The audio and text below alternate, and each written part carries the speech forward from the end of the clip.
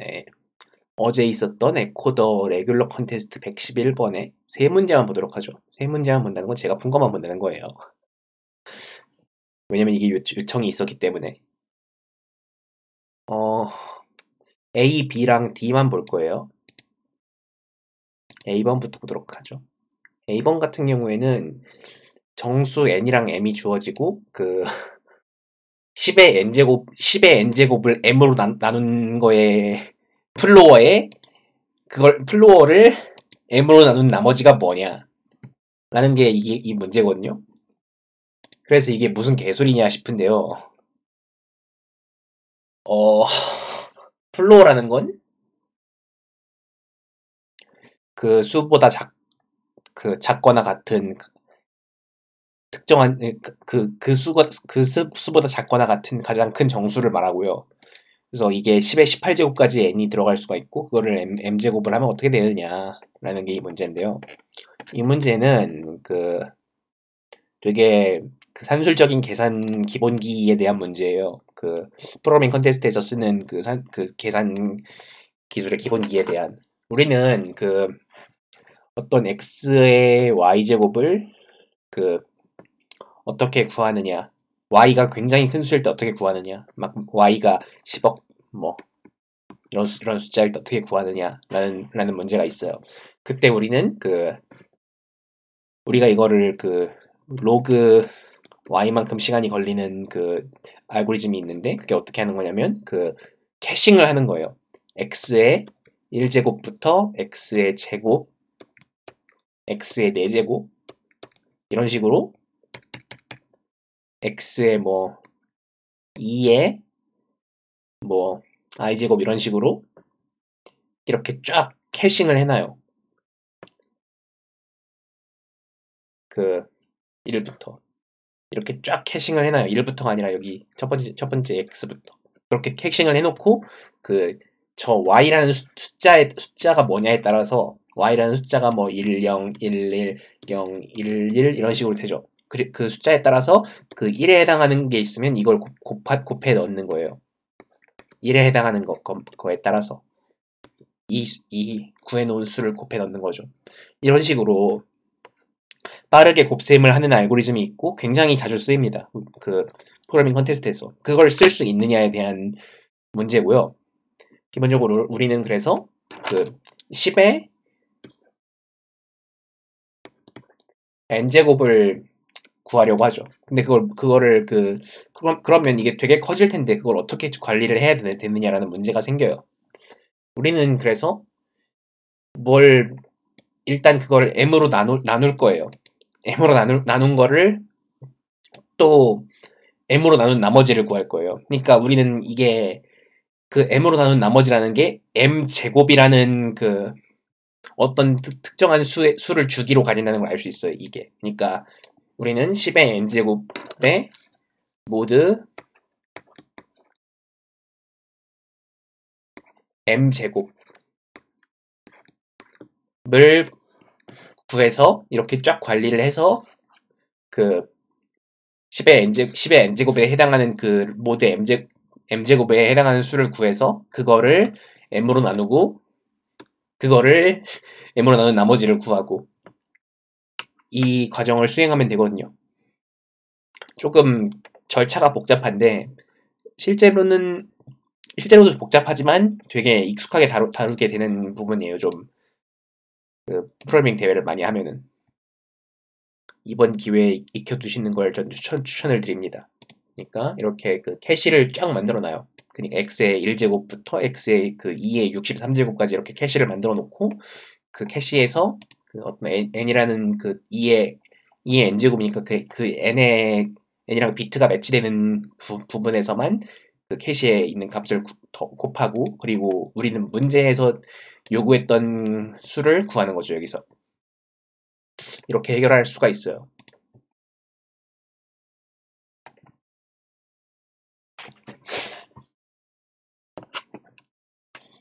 그래서 이 문제의 조금 까다로운 부분이라면 일단 이 로그 n으로 걷업 제곱을 구하는 방법이 좀 까다롭고요. 그리고 주기가 m제곱이라는 걸 캐치하는 게 좀 까다롭죠. 그러니까 이게 m으로 한 번 나누고 한 번 더 나누기 때문에 m제곱이거든요.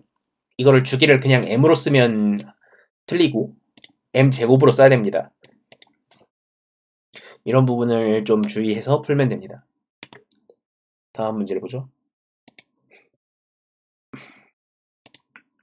다음 문제로 리버시블 카드스. 이 문제는 n개의 카드가 있고 1부터 n까지 번호가 매겨져 있고 그 카드가 두 개의 면을 가지고 있어요. 그리고 뭐 양면이 같을 수도 있고 다를 수도 있고요. 그래서 두 개의 면을 가지고 있는 카드들이 있는데 거기서 이 카드들을 앞면 또는 뒷면으로 두려고 해요.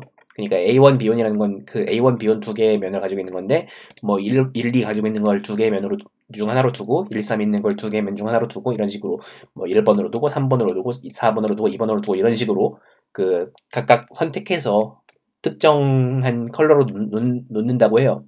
그때 그 컬러가 제일 다양하게 등장하게, 그러니까 등장하는 컬러의 개수가 가장 많도록 카드를 놓으면 몇 종류가 나오느냐라는 게 B번 문제예요. 이 문제 같은 경우에는 그래프 문제다라는 걸 보자마자 생각을 하면은 훨씬 더 편해요. 그러니까 이게 그래프 문제구나라는 걸 바로 알면 편하다는 거죠. 그러니까 그래프 문제로 보면 어떤 식으로 되냐. 예를 들어서 정점을 컬러로 보고 그 간선을 카드로 보는 거예요. 그러니까 이게 1번 컬러랑 2번 컬러를 가진 카드를 이렇게 어떤 간선으로 보는 거죠. 이런 식으로 그래프 하나를 그릴 수가 있어요. 밑에 보면은 이 예제에 있는 그래프를 그대로 그려볼게요.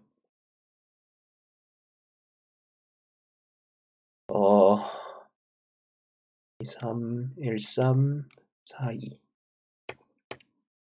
이렇게 되죠. 그러니까 이런 그래프에서 이 간선마다 하나씩 골라서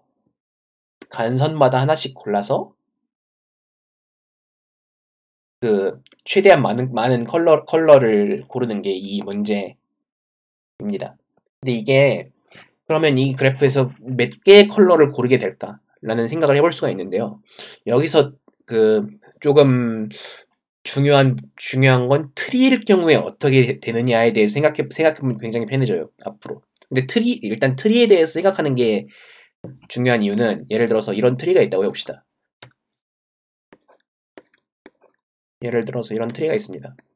트리는 연결 그래프인데 간선의 개수가 정점의 개수 마이너스 1이죠. 트리 형태가 되면은 우리는 정확하게 정점의 개수만큼 가질 수가 있어요. 색을 칠할 수가 있어요. 어떤 임의의 노드를 루트로 두고 여기를 루트로 두고 루트 노드 빼고 다 칠할 수 있어요. 그러니까 루트 노드에서 멀어져 가는 방향으로 색을 칠하면 루트 노드 빼고 다 칠할 수 있어요. 그러면 우리는 트리에서 어떤 노드를 루트로 두더라도 이게 트리 형태를 유지할 수 있다는 걸 알고 있으면 또 편합니다. 근데 이게 되게 여러 가지로 좀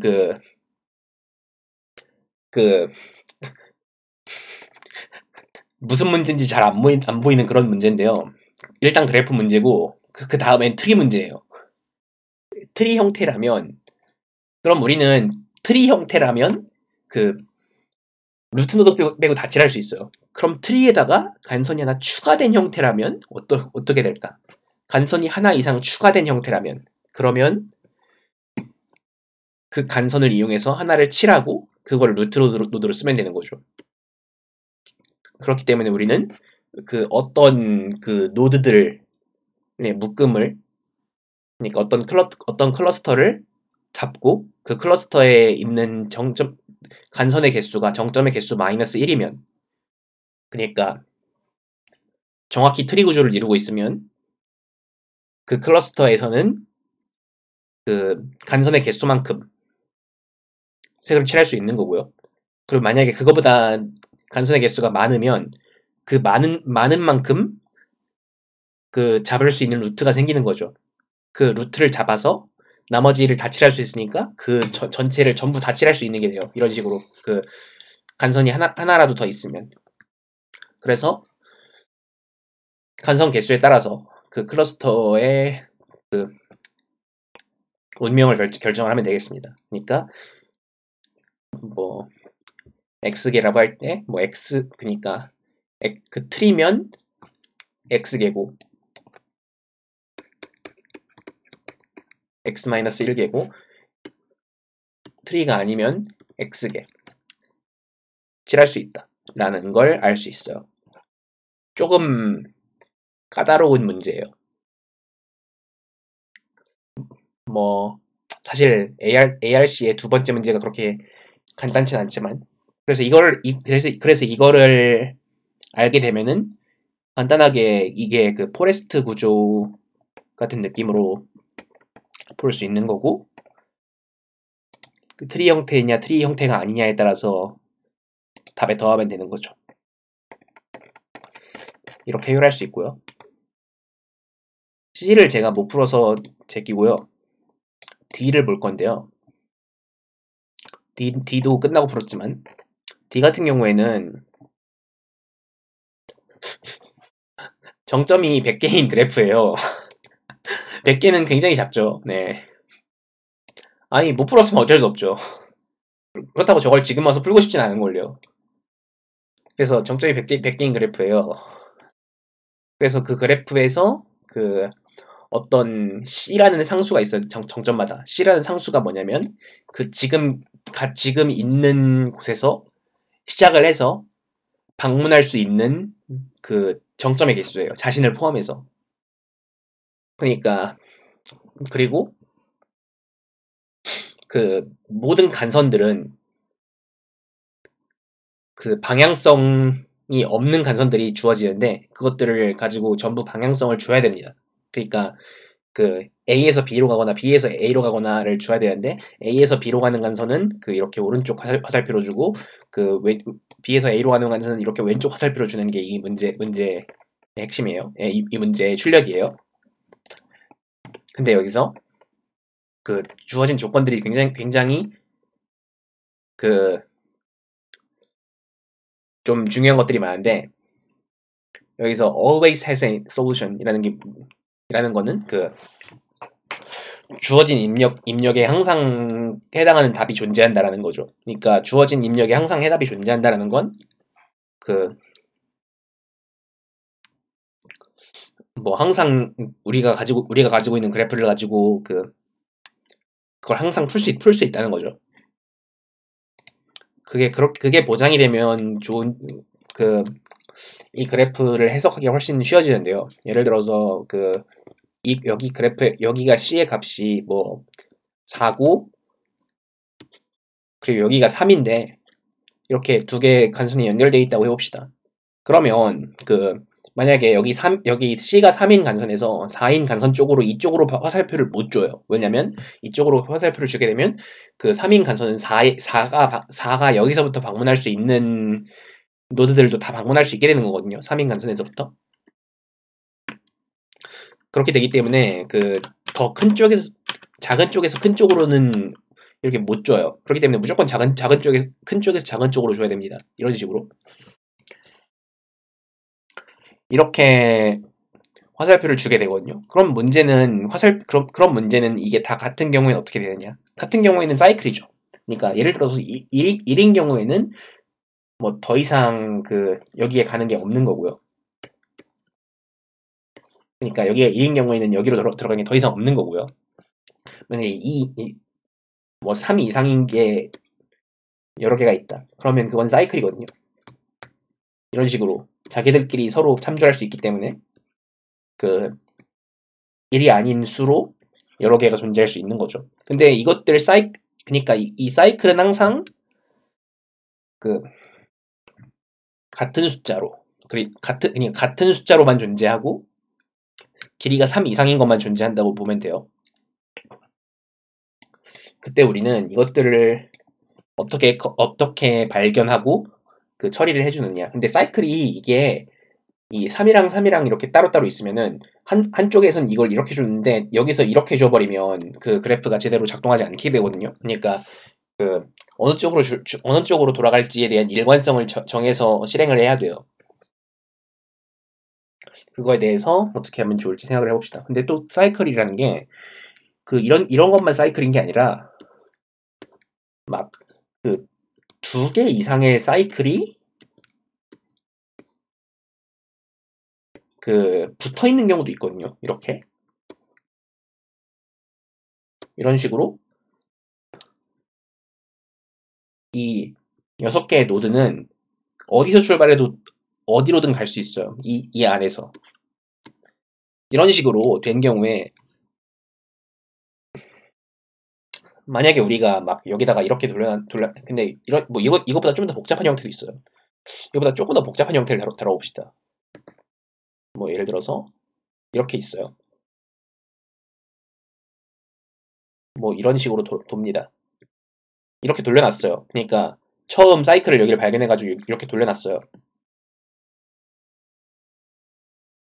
그러면 우리는 여기 붙어있는 다른 사이클도 이렇게 돌리면 안 돼요. 왜냐면 이렇게 돌리면 여기 이미 돌려놓은 거랑 위배되기 때문에.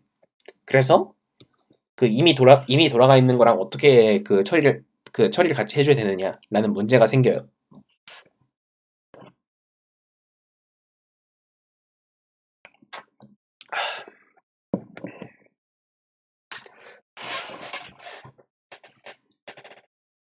자, 그래서 우리는 이걸 어떻게 해결할 수 있냐면요. 간단하게 BFS를 하면 됩니다. BFS를 해서 자기가 방문한 노드 순서대로, 그러니까 순서대로 이렇게 화살표를 매기고 여기서 돌아오면서 여기서도 이렇게 매기면 된다는 거죠. 그러니까 이렇게 값이 서로 같은 경우에 대해서만 이렇게 BFS를 해서 다시 돌아오는 걸 발견할 때까지 하고 그리고 그러면서 남은 것들도 다 BFS로 그때 번호를 매겨 놓으면 돼요. 그러면 이런 거를 BFS 트리라고 하는데 BFS 트리라는 건 BFS 트리에 대해서는 잘 몰라도 풀 수 있지만 이런 식으로 사이클을 체크를 하고 그리고 내가 지금 내 걸로 돌아오는 사이클 외에도 다른 사이클이 존재하면 BFS 트리에서 돌던 대로 계속 돌리면 돼요. 그렇게 해결을 할 수가 있어요. 일단 n이 굉장히 작기 때문에 웬만큼 비효율적인 알고리즘을 써도 돌아가는데 뭐 BFS 트리를 돌리는 데는 n제곱보다 더 많이 걸리진 않을 거예요 아마. 그렇게 됩니다.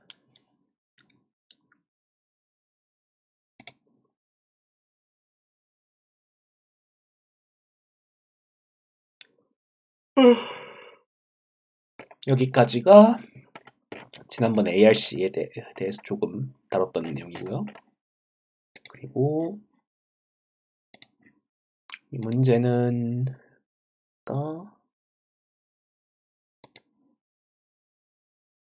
그러니까 이렇게 1이 왼쪽 화살표, 2가 오른쪽 화살표라고 할 때, 아니 1이 오른쪽, 2가 왼쪽이라고 할 때 이렇게 값이 다른 경우에는 화살표를 주면 되고 값이 같은 경우에는 거기서부터 시작해서 DFS를 돌리는 거죠. 거기서부터 시작해서 DFS를 돌려놔서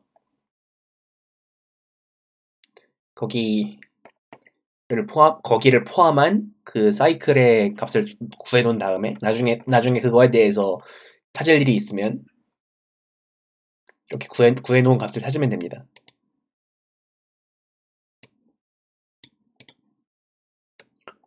이렇게 해결할 수가 있어요, 문제를. 아, 힘들다.